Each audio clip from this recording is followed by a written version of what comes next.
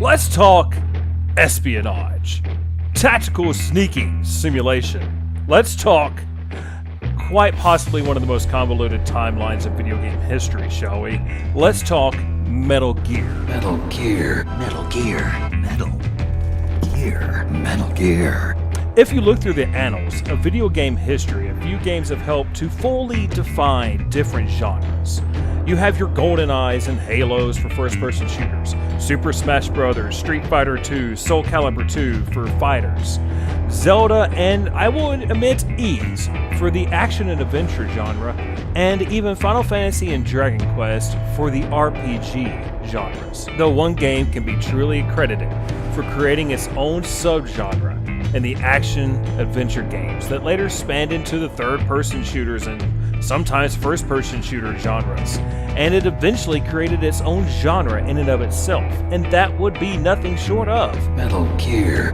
Thanks to this little title right here, created in 1987, you have the subgenre and eventual full genre of the stealth and espionage games, and there is an interesting tale to be told when looking at the franchise overall, starting with a man barely keeping his job, to eventually separating from the company he worked with, and let's be honest, he many times kept that company alive for over 20 years. And really, if we are going to discuss the multiple games in the Metal Gear franchise, the best place to start is going to be with the man himself, Hideo Kojima. So, once upon a time, there was this really crazy guy by the name of Hideo Kojima, who had this dream of being an artist and a novelist from a very young age.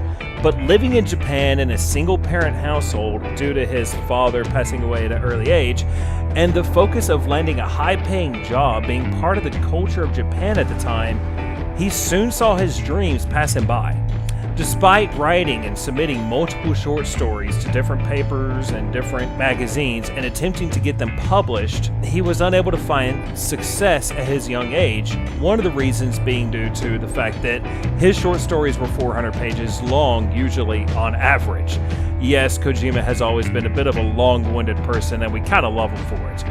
Kojima eventually decided to change his focus into the world of motion pictures, and decided that the route for him to take was going to be a film director in a medium that would actually allow him to tell the stories he has desired to tell for years. This was until his fourth year in college, where inspiration hit him through the help of the Famicom Entertainment System. Kojima has been quoted and cited saying that his biggest inspirations for entering the video game industry were Super Mario Bros., the Protopia murder case, and of all things, and I can't believe I'm saying this, Hide-Lied. Yes, you never thought this atrocious little piece of garbage was ever worth anything at all, did you? Well, here you go, suckers! Without Hide-Lied, you may never have gotten Metal Gear to begin with. And it seriously pains me to say that, because really, this game is total shit in every way possible. The adventures of Knight vs. Killer Bees aside, Kojima made the decision to enter the gaming industry at a time when it wasn't fairly highly respected or seen as financially viable, which, not to mince words, at the time was frowned upon in the Japanese culture. But one person stood behind the man we would all come to know, and that was his mother. She pushed him to follow his dreams, despite a culture that told him otherwise, and helped him to follow in the footsteps of men like his uncle, a man who threw societal norms to the side to pursue his artwork. The culture truly did look down on the gaming industry at the time, and Kojima ended up finding it as a bit of a safe haven, even going so far as to be quoted by The Guardian as once saying, "The industry was full of dropouts. People who felt like games offered them another chance. I met many people in the same situation. We bonded together through that in some sense." Though, even in the world of dropouts, for a long time, Kojima himself seemed to be the master of all dropouts. Think a bit of John Bender from The Breakfast Club, with just a greater fascination of the global economy and a habit of using nanomachines as a get-out-of-jail-free card. Nanomachines, son. They harm in response to physical trauma.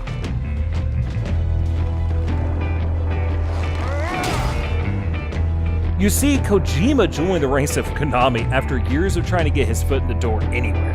Much like any other young game developer at the time, he had hopes and aspirations of joining the ranks of Nintendo, but his proposed game designs were too outlandish and were rejected time and time again until finally, in 1986, he was given his shot at developing games for the MSX, which he begrudgingly accepted. You see, the MSX was a system that never made it to the US, so you might not know that much about it at all.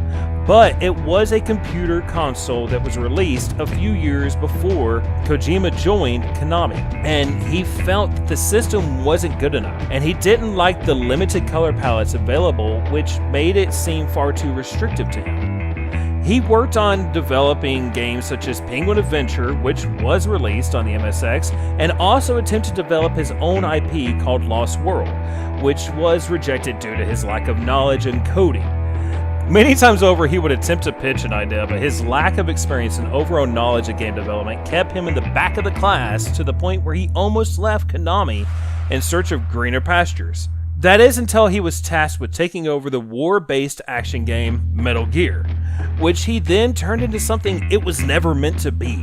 The design of the game was almost rejected by Konami because he took what was meant to be an action-based top-down shooter, which was familiar with the gaming community and with the consumers of video games at the time, and turned it into a game where the point was to avoid combat as much as possible. This was outlandish, this was new, no one ever thought of doing something of this sort before. It was unseen as a viable option for video games. The idea, though, came to him through inspiration from the movie The Great Escape, which he attempted to implement a system that would reflect his inspiration as well as possible. And he was finally able to convince the higher-ups at Konami to take a chance on this absurd little idea of sneaking around a base, trying to save a prisoner and get out without being caught, and this choice by Konami would end up becoming one of the best decisions the company has ever made. The game was released for the MSX2 in 1987 and sold well enough that Konami went on to produce games like Snatcher, which was a mixture of movie inspiration spanning from Blade Runner to Terminator and Invasion of the Body Snatchers, and Police Knots, which was an homage to the mech-based animes he had grown to love over the years. Kojima continued working and developing games, but had not made a very strong name for himself up until the point of 1998, when Konami released Metal Gear Solid for the original PlayStation. Yes, he had found success with games that came before, see Snatcher and other examples, but the release and subsequent critical success of Metal Gear Solid firmly set him as a cornerstone for not only Konami, but the gaming industry in general. Through his dedication of not only creating a game that played well technically, he also wanted to create a story that would draw in the consumer, making them want to play the game more and more for repeat playthroughs. And his dedication for storylines shined through all of his productions as time went on, even if they became a bit more and more convoluted as we go along. Taking a page from his childhood desire to write stories, he always made the narrative a focus in development and always was trying to improve and find better ways to tell a story, even going so far as being quoted saying to Kazuko in 2008, "Storytelling is very difficult, but adding the flavor helps to relay the storytelling," meaning in a cutscene, with the set camera and effects, you can make the users feel sorrow, or make them happy, or laugh. This is an easy approach, which we have been doing. That is one point. The second point is that if I make multiple storylines and allow the users to select which story, this might really sacrifice the deep emotion the user might feel when there's a concrete storyline. And you kind of go along the rail. You feel the destiny of the story, which at the end makes you feel more moved. But when you make it interactive, if you want multiple stories where you go one way or another, what will make the player more moved when he or she finishes the game? These 2 points are really the key, which I am thinking about. And if this works, I think I could probably introduce a more interactive storytelling method. Now, to finish talking about Hideo Kojima, we need to fast forward to 2013 and the announcement of Metal Gear Solid 5: The Phantom Pain, and Kojima's announcement that this would be the final chapter in the tale of Snake and Big Boss, and would fill in the remaining pieces of the narrative. Many times over in the past, Kojima swore he would not work on another Metal Gear game, starting with Metal Gear Solid 2 Sons of Liberty. This eventually led into what would end up becoming a year of drama between Kojima and the company he helped keep alive for years. Shortly after the announcement of the release date for the latest and final game in the Metal Gear Solid franchise, along with the Silent Hills project, Konami announced a corporate restructuring and seemed to have not included Kojima anywhere in the newly restructured staff announcements. Moreover, they removed Kojima Productions and a Hideo Kojima game from all press materials for Metal Gear Solid 5. It seemed as if Konami was attempting to oust Kojima completely. Konami eventually took the Kojima Productions team off of permanent payroll and instead changed them over to contractors who would only stay on staff until the end of the production for Metal Gear Solid 5. Though they did not stop there. After the game was eventually released in 2015, it quickly found critical acclaim and was nominated for 5 awards at the Games Awards show, and ended up winning both Best Action Adventure Game of the Year and Best Soundtrack. Yet, instead of Kojima accepting the awards that his team had earned through their hard work, actor Kiefer Sutherland accepted in Kojima's honor. It was later rumored that Kojima was stopped from going to the award show by Konami, and that all of this was over a simple power stroke, and a decision from the higher-ups in Konami to focus on the mobile market more than it has in the past. This split ended up taking full effect when Kojima stepped down from Konami and started his own studio simply titled Kojima Productions on December 15th of 2015. Now, there are a lot of rumors, there's a lot of theories, and there's a lot of speculation as to what caused this rift between Kojima and Konami, and there's nothing official to be stated, because no official announcements were ever stated as to why this split began. But many do assume, and many do theorize, this is because Kojima wanted it to be an end of one of Konami's strongest, longest running, and biggest money-making franchises of all time, the Metal Gear Solid franchise. That Kojima truly wanted this to be the very end. And this can kind of be seen with the newest release of the Metal Gear Solid franchise, Metal Gear Solid Survive, which is a very vast, different take on what Metal Gear has ever been. Now, the future isn't sure for the man who created a world of espionage and nuclear warfare, but in his wake he left inspiration that brought forth many games we all know to this day, from things like Splinter Cell to Hitman.